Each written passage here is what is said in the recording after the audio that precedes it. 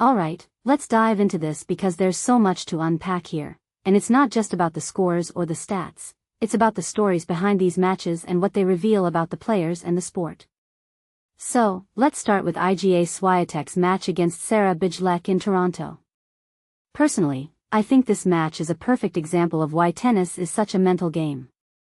Swiatek, the world number 1, comes out firing on all cylinders, takes a 6-0, 3-0 lead in just 45 minutes, and you're thinking, okay, this is going to be a quick one. But then, Bejlek starts to fight back, and suddenly, Swiatek is in a battle. What makes this really interesting is how Swiatek handled that shift. She didn't panic, she didn't lose her composure. Instead, she dug in, especially in that marathon 13-deuce game. In my opinion, that game was the turning point of the match. It wasn't just about winning points, it was about mental resilience. Swiatek saved 9 break points, and that kind of fight shows why she's at the top. But here's the thing, Bejlek didn't just roll over. She mixed up her game, used drop shots, came to the net, and really pushed Swiatek. This raises a deeper question: how do you handle an opponent who refuses to play your game? Swiatek's ability to adapt and stay solid under pressure is what separates her from many other players. And let's not forget, this is her first match of the hard-court swing. Starting with a win like this, even if it wasn't as straightforward as it looked initially, is a huge confidence booster. From my perspective, this match is a preview of what we can expect from Swiatek in the coming weeks. She's not just physically dominant, she's mentally tough, and that's a deadly combination. Now, let's shift gears and talk about Alexandra Eala's breakthrough. Eala winning her first career title is massive, especially for Filipino tennis. What many people don't realize is how much this means for the sport in the Philippines. Eala's success could inspire a whole new generation of players, and that's huge.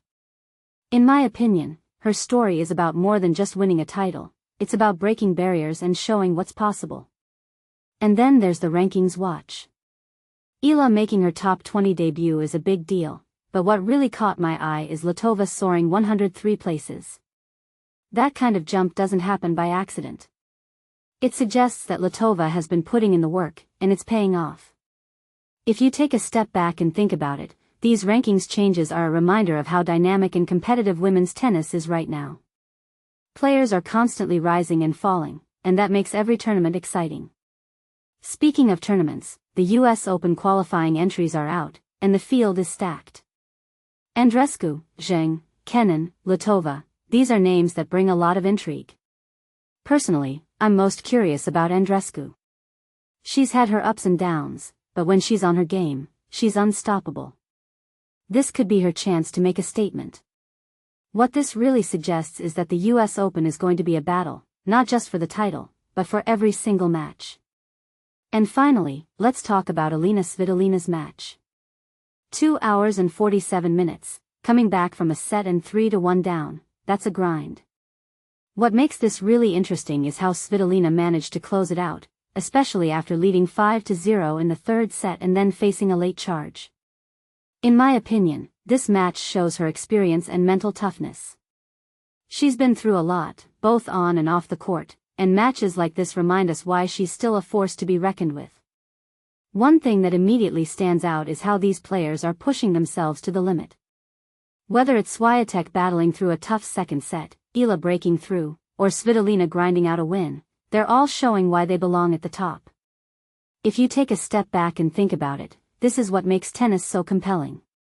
It's not just about the shots or the scores, it's about the stories, the struggles, and the triumphs.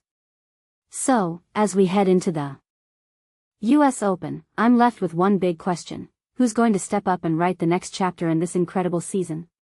What do you think? Let me know in the comments below.